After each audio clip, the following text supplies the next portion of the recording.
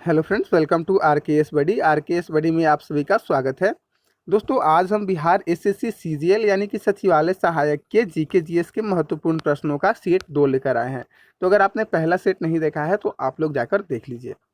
और guys, I hope आप सभी ने ये फॉर्म अप्लाई कर दिया होगा। अगर आपने अप्लाई नहीं किया है तो अप्लाई कर दीजिए। अभी 15 तारीख तक डेट इसका है, लास्ट डेट।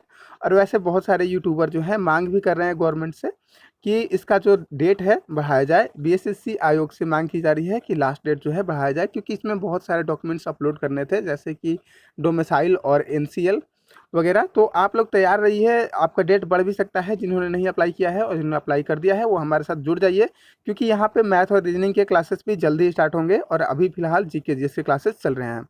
तो चलिए स्टार्ट करते हैं वीडियो को।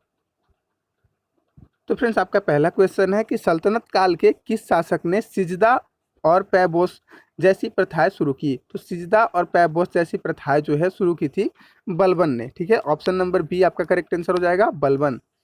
नेक्स्ट क्वेश्चन है कि राजस्व प्रणाली में सुधार हेतु दीवाने मुस्तक राज की स्थापना किसके द्वारा की गई थी? तो दीवाने मुस्तक राज की स्थापना जो है अलाउद्दीन खिलजी के द्वारा की गई थी। ध्यान रखिएगा दोस्तों, ऑप्शन नंबर बी आपका बिल्कुल करेक्ट आंसर हो जाएगा।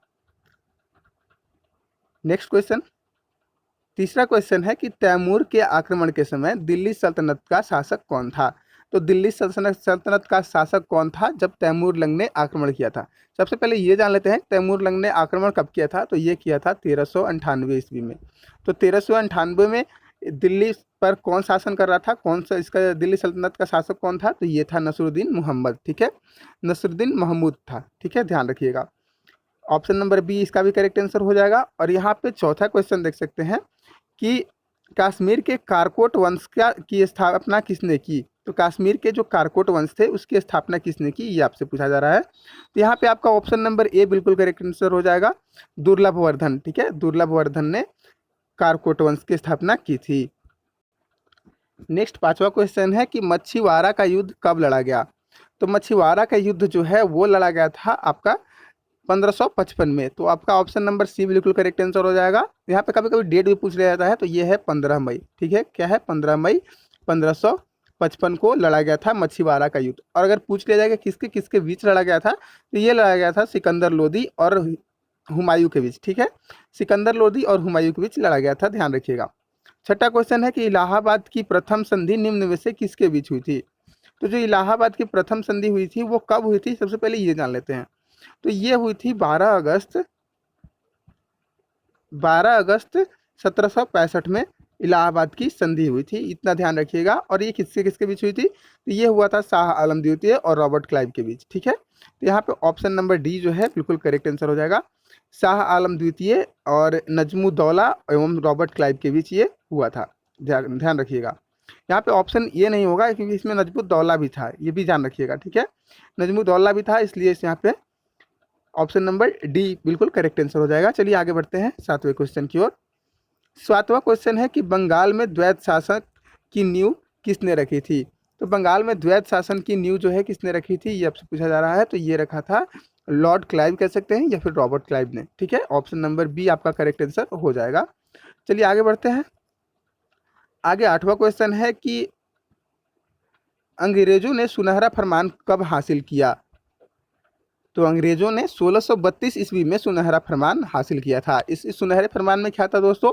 तो सुनहरा फरमान में ये था कि जो अंग्रेज थे उन्हें 500 पैगोडा पर ईयर कर के रूप में देना होगा और ये गोलकुंडा राज्य के बंदरगाह से अपना व्यापार कर सकते हैं। ठीक है, नवा क्वेश्चन देख सकते हैं कि सहायक संधि स्वीकार करने वाला दूसरा राज्य।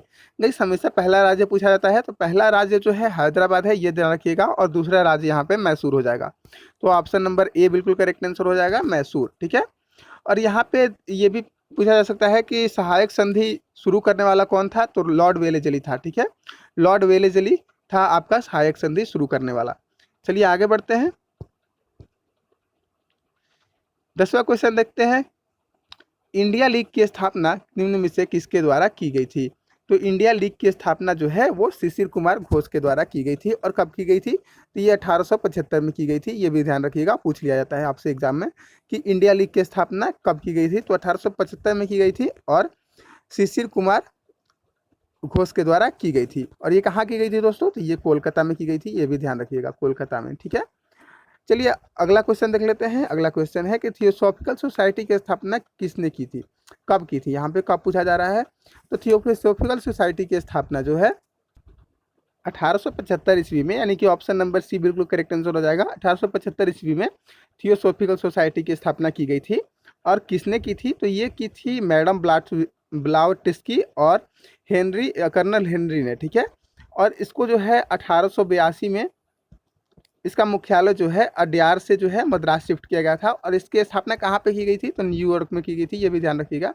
न्यूयॉर्क पूछ दिया जाता है कि थियोसॉफिकल सोसाइटी की स्थापना कहाँ की गई थी, तो न्यूयॉर्क में की गई थी, न्यूयॉर्क से की गई थी। ये जो है 1882 में इसका जो हेडक्वार्टर है शिफ्ट किया गया था अड्यार से मद्रास। और एनी बेसेंट जो है पहली भारतीय थी जो इसका प्रचार प्रसार जो है भारत में किया था जिन्होंने, ठीक है। चलिए आगे बढ़ते हैं। 12वां क्वेश्चन देख सकते हैं। 12वां क्वेश्चन है कि इंडिपेंडेंट पत्र के संपादक निम्न में से कौन थे। तो इंडिपेंडेंट जो आपका पत्र था उसके संपादक जो थे वो मोतीलाल नेहरू जी थे, ठीक है। इंडिपेंडेंट पत्र मोतीलाल नेहरू जी, ध्यान रखिएगा। ऑप्शन नंबर बी यहाँ पे करेक्ट आंसर है। और 13वां क्वेश्चन देख सकते हैं कि भारत में कितने राज्यों एवं केंद्र शासित प्रदेशों की सीमाएं समुद्री तट रेखा से लगी हुई है। तो भारत के 9 राज्य और 4 केंद्र शासित प्रदेश हैं जिनकी जो सीमाएं हैं वो समुद्री तटों से लगी हुई है। इनके नाम मैं बताता हूँ, राज्य के नाम पहले बताता हूँ। राज्य है गुजरात है, महाराष्ट्र है, गोवा है, केरल है, कर्नाटक है, आंध्र प्रदेश है, तमिलनाडु है, उड़ीसा है और पश्चिम बंगाल है, ठीक है। और बात करी जा जाएगा अगर केंद्र शासित प्रदेशों की, तो उनमें जो है अंडमान निकोबार है, लक्षद्वीप है, दादर नागर हवेली है और दमन दीव पुडुचेरी भी है, ठीक है, ध्यान रखिएगा। चलिए आगे बढ़ते हैं। आगे 14वां क्वेश्चन देख सकते हैं। 14वां क्वेश्चन है कि बारालाचा दर्रा, जो बारालाचा दर्रा है किस राज्य या केंद्र शासित प्रदेश में है। तो बारालाचा जो दर्रा है वो हिमाचल प्रदेश में है। ऑप्शन नंबर डी को बिल्कुल ध्यान रखिएगा, हिमाचल प्रदेश को ध्यान रखिएगा। बारालाचा दर्रा जो है हिमाचल प्रदेश में है। और बारालाचा दर्रा जो है मंडी और लेह को जोड़ता है। किसको किसको जोड़ता है, मंडी और लेह को, ठीक है, ध्यान रखिएगा, मंडी और लेह को जोड़ता है। सतपुड़ा पर्वत श्रेणी की सर्वोच्च चोटी कौन सी है। तो सतपुड़ा पर्वत श्रेणी की सर्वोच्च चोटी जो है धूपगढ़ है, ठीक है, ध्यान रखिएगा, धूपगढ़ है। और ये कितना ऊंचा है, तो 350 मीटर ऊंचा है, ध्यान रखिएगा। चलिए आगे बढ़ते हैं। 16वां क्वेश्चन देख सकते हैं कि जवाहर सागर परियोजना निम्नलिखित में से किस नदी पर स्थित है। तो जो जवाहर सागर परियोजना है वो चंबल नदी पे स्थित है। ऑप्शन नंबर ए बिल्कुल करेक्ट आंसर हो जाएगा। और चंबल नदी पे गांधी सागर परियोजना भी स्थित है, इसे भी ध्यान में रखिएगा। नेक्स्ट क्वेश्चन, रिहंद किस नदी की सहायक नदी है। तो जो रिहंद नदी है वो किसकी सहायक नदी है, तो ये सोन नदी की जो है सहायक नदी है। ऑप्शन नंबर डी बिल्कुल करेक्ट आंसर हो जाएगा। रिहंद के साथ साथ उत्तरी कोयल, जोहिला, गोपद और कनहर भी सोन नदी की सहायक नदियां हैं, ये भी ध्यान रखिएगा। आप अगर बिहार से हैं तो ये बिहार की नदी है, आपके लिए इंपॉर्टेंट बन सकती है, ठीक है। चलिए आगे बढ़ते हैं। आगे 8वां क्वेश्चन है कि उमियम झील जो है वो कहाँ स्थित है, किस राज्य में स्थित है। तो ये जो है मेघालय में स्थित है। ऑप्शन नंबर बी को टिक कर लीजिएगा, मेघालय आपका बिल्कुल करेक्ट आंसर हो जाएगा उमियम झील। भारत में सबसे अधिक भूभाग पर पाई जाने वाली मृदा कौन सी है। तो सबसे अधिक भूभाग पर जो पाई जाने वाली मृदा है वो इनमें से कोई नहीं है, क्योंकि यहाँ पे लवणीय मृदा, लेटराइट मृदा और रेगुर मृदा को ऑप्शन में दिया गया है, इनमें से कोई भी नहीं है। यहाँ पे जो हमारी सबसे पाई जाने वाली, अधिक पाई जाने वाली मृदा है वो है जलोढ़, ठीक है, ध्यान रखिएगा। जो जलोढ़ है वो सबसे ज़्यादा पाई जाती है, तो आप लोग ध्यान रखिएगा। नेक्स्ट क्वेश्चन देखते हैं। यहाँ पे 20वां क्वेश्चन है। 20वां क्वेश्चन बोल रहा है कि प्रत्येक 2 वर्ष के बाद राज्यसभा के कितने सदस्य सेवानिवृत्त हो जाते हैं। तो प्रत्येक 2 वर्ष के बाद यहाँ पे 1/3 जो है वो सेवानिवृत्त हो जाते हैं। ऑप्शन नंबर ए यहाँ पे आपका बिल्कुल करेक्ट आंसर हो जाएगा। और अगर आप पूछा जाए कि राज्यसभा का कार्यकाल, राज्यसभा के सदस्यों का कार्यकाल कितना होता है, ये 6 वर्ष होता है, ये भी ध्यान में रखिएगा आप, ठीक है, 6 वर्ष। गाइस अगर अभी तक आपने वीडियो को लाइक नहीं किया है तो वीडियो को लाइक कर दीजिए, चैनल को सब्सक्राइब कर लीजिए। अगर आप अगर तैयारी कर रहे हैं बिहार एसएससी सीजीएल की, यानी सहायक की अगर आप तैयारी कर रहे हैं तो आप हमारे चैनल के साथ जुड़ जाइए। हम आप जल्द ही मैथ और रीजनिंग के भी सेक्टर चालू करेंगे। मैथ और रीजनिंग के क्वेश्चन जल्द ही आपको अवेलेबल कराए जाएंगे, ठीक है। तो आप लोग जो है कमेंट करके बताइए आपको मैथ और रीजनिंग के प्रैक्टिस सेट चाहिए या नहीं चाहिए। और आप लोग चैनल को सब्सक्राइब करिए और वीडियो को ज़्यादा से ज़्यादा शेयर कीजिए, ताकि जिन लोगों ने भी भरा है फॉर्म को वो हमारे चैनल के साथ जुड़ सके। गाइस बड़े बड़े चैनल्स तो बहुत हैं जो इसकी तैयारी करा रहे हैं, लेकिन हम छोटे चैनल्स हैं, लेकिन तैयारी अच्छी कराते हैं, इसलिए आप लोग जो है हमारे चैनल के साथ जुड़ जाइए। 21वां क्वेश्चन देख सकते हैं कि संसद के दोनों सदनों में किसी विधेयक पर गतिरोध की स्थिति में दोनों संसद की संयुक्त बैठक की अध्यक्षता किसके द्वारा की जाती है। तो यहाँ पे उपयुक्त में से कोई नहीं हो जाएगा क्योंकि ऑप्शंस में नहीं दिया गया है। तो मैं बता देता हूँ कि यहाँ पे जो है इसकी अध्यक्षता लोकसभा का अध्यक्ष करता है। कौन करता है? लोकसभा का स्पीकर करता है, ध्यान रखिएगा। लोकसभा अध्यक्ष करता है, यहाँ पे राष्ट्रपति नहीं करता है, उपराष्ट्रपति नहीं और प्रधानमंत्री भी नहीं, लोकसभा का अध्यक्ष करता है। ठीक है, चलिए आगे बढ़ते हैं। 22वां क्वेश्चन देख सकते हैं। 22वां क्वेश्चन है कि निम्न में से कौन राज्यसभा में विपक्ष के पहले नेता थे। तो राज्यसभा में विपक्ष के पहले नेता पूछा जा रहा है आपसे, तो ये थे आपके श्यामनंद मिश्रा जी। ठीक है, ऑप्शन नंबर सी आपका बिल्कुल करेक्ट हो जाएगा, श्यामनंद मिश्रा जी। नेक्स्ट क्वेश्चन देख सकते हैं, आगे बढ़ते हैं। 23वां क्वेश्चन है कि लोक उपक्रम समिति की का गठन पहली बार किस वर्ष किया गया था। तो लोक उपक्रम जो समिति है उसका पहली बार गठन 1964 में किया गया था। ऑप्शन नंबर सी आपका बिल्कुल करेक्ट आंसर हो जाएगा। और इसकी किसकी सुझाव पर ये स्थापना किया गया था। तो ये कृष्ण मेनन के सुझाव पर किया गया था, ध्यान रखिएगा, कृष्ण मेनन के सुझाव पर इसका स्थापना किया गया था। ठीक है, लोक उपक्रम समिति की। और इसमें कुल कितने सदस्य होते हैं दोस्तों। तो इसमें कुल 22 सदस्य होते हैं, ये भी ध्यान रखिएगा। ठीक है, जिसमें 15 सदस्य लोकसभा से होते हैं और 7 सदस्य जो है राज्यसभा से होते हैं, ये भी पूछा जाता है कई बार। यहाँ पे नेक्स्ट क्वेश्चन देख सकते हैं कि IUCN, यहाँ पे IUC और N की बात की जा रही है, इसकी स्थापना कब हुई थी। पहले जान लीजिए कि IUCN होता क्या है। तो international union for conservation of nature इसका फुल फॉर्म हो जाएगा और इसकी स्थापना जो है 1948 में की गई थी। ऑप्शन नंबर सी यहाँ पे करेक्ट आंसर हो जाएगा, 1948। 25वां क्वेश्चन देख सकते हैं। 25वां क्वेश्चन है कि तृतीय उपभोक्ता कौन सा नहीं है। इसमें से तृतीय उपभोक्ता कौन सा नहीं है, ये आपको बताना है। तो देखिए, जो भेड़िया है वो तृतीय उपभोक्ता नहीं है। ठीक है, भेड़िया जो है द्वितीय श्रेणी का उपभोक्ता है। ठीक है, द्वितीय श्रेणी का उपभोक्ता है और शेर और बाघ जो है तृतीय श्रेणी का उपभोक्ता है। ठीक है, 26वां क्वेश्चन देख सकते हैं कि नामेरी नेशनल पार्क किस राज्य में स्थित है। तो नामेरी नेशनल पार्क जो है असम में स्थित है, ध्यान रखिएगा। ठीक है, इस और नामेरी के साथ साथ काजीरंगा, मानस, ओरांग और डिब्रू सैखोवा नेशनल पार्क भी असम में ही स्थित है, ये भी आप लोग ध्यान रखिएगा। इस आधे से ज़्यादा क्वेश्चंस अब जो है ख़त्म हो गए हैं। आप लोगों ने अभी तक वीडियो को लाइक नहीं किया है, अपने दोस्तों के साथ शेयर नहीं किया है, तो लाइक करके वीडियो को अपने दोस्तों के साथ शेयर जरूर कर लीजिए। चलिए 27वां क्वेश्चन देख लेते हैं। 27वां क्वेश्चन है कि निम्न में से किन वस्तुओं पर मांग और आपूर्ति का नियम लागू नहीं होता है। तो मांग और जो है आपूर्ति का नियम जो है वो गिफिन वस्तुओं पे लागू नहीं होता है। ठीक है, गिफिन वस्तुओं पे लागू नहीं होता है, ध्यान रखिएगा। 28वां क्वेश्चन देख सकते हैं कि संविधिक तरलता अनुपात के संबंध में निम्न में से क्या सही नहीं है। तो संविधिक तरलता जो अनुपात है ये क्या है, पहले ये जान लीजिए। तो संविधिक तरलता अनुपात जो है वह चीज़ है, जैसे कि देखिए बैंक जो है, बैंक की कुल जमा राशि का वह हिस्सा होता है ये, जिसे बैंक अनिवार्य रूप से अपने पास ही रखता है। ठीक है, तो यहाँ पे ये चीज़ हो गया संविधिक तरलता अनुपात। और इसमें जो है पूछा जा रहा है कि इसका प्रयोग बैंक उपभोक्ता को ऋण देने के लिए नहीं कर सकता है। ये बिल्कुल भी सही है, बिल्कुल सही है, ये केवल अपने पास रखेगा, नहीं देगा किसी को। और यहाँ पे बोला जा रहा है। और नेक्स्ट देख सकते हैं कि इसे बैंक सोना, नगद, सरकारी प्रतिभूतियों के रूप में रख सकती है। तो ये भी गलत है, बैंक बिल्कुल भी नहीं रख सकता इसे जो है बैंक जो है इसे अनिवार्य रूप से नगद में आरबीआई के पास रख सकती है। तो यही एक सही है, बाकी कोई भी सही नहीं है। ये भी सही नहीं था और ये भी सही नहीं था। बोला जाता है कि इसका उपयोग बैंक उपभोक्ता को ऋण देने के उद्देश्य से नहीं कर सकता, तो ये भी बिल्कुल सही नहीं था। ठीक है, ध्यान रखिएगा। तो सही केवल सी है कि इसे बैंक जो है अनिवार्य रूप से नगद के रूप में आरबीआई के पास रख सकती है। चलिए आगे बढ़ते हैं। नेक्स्ट क्वेश्चन है कि फ्रेंच गुयाना की राजधानी कहाँ है। तो फ्रेंच गुयाना की राजधानी जो है कायने है, ध्यान रखिएगा। ऑप्शन नंबर बी आपका बिल्कुल करेक्ट आंसर हो जाएगा, कायने।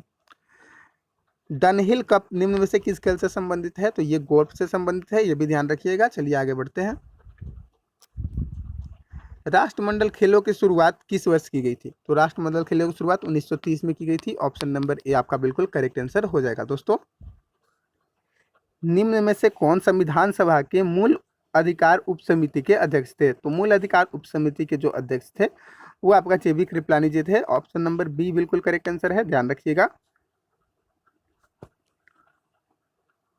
नेक्स्ट क्वेश्चन है कि भारतीय संविधान के संसद में दोनों सदनों की संयुक्त बैठक का प्रावधान किस देश की संविधान से गृहीत किया गया है या फिर लिया गया है? तो ये लिया गया है ऑस्ट्रेलिया के संविधान से। ऑप्शन नंबर ए आपका बिल्कुल सही हो जाएगा। नेक्स्ट क्वेश्चन है कि भारतीय संविधान का निम्न में से कौन सा भाग संविधान की आत्मा कहा जाता है?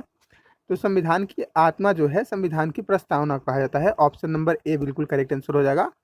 मेघालय को पूर्ण रूप का दर्जा किस वर्ष दिया गया? तो मेघालय को 1972 में पूर्ण रूप का दर्जा मिला था, ध्यान रखिएगा। चलिए आगे बढ़ते हैं।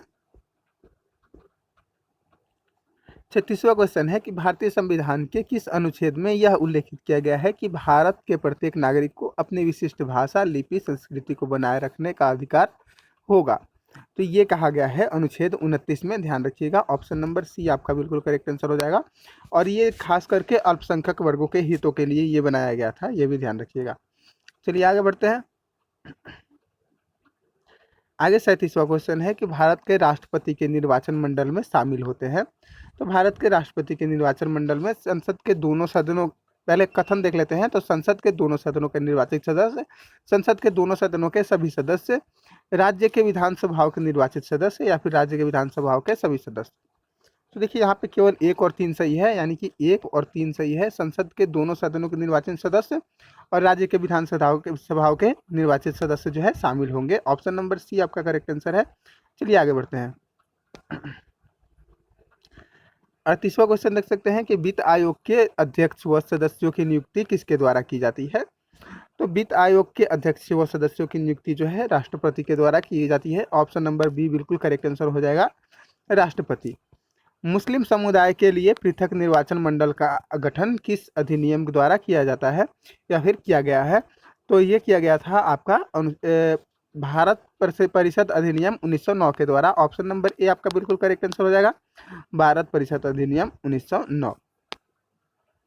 नेक्स्ट क्वेश्चन देख सकते हैं कि रेयान निम्न में से किस से निर्मित होता है?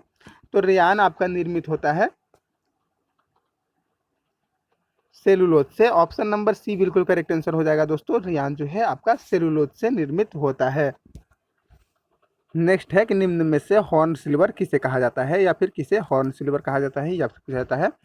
तो सिल्वर क्लोराइड को जो है ऑप्शन नंबर सी में है आपका, सिल्वर क्लोराइड को हॉर्न सिल्वर कहा जाता है, ध्यान रखिएगा। नेक्स्ट क्वेश्चन देख लेते हैं।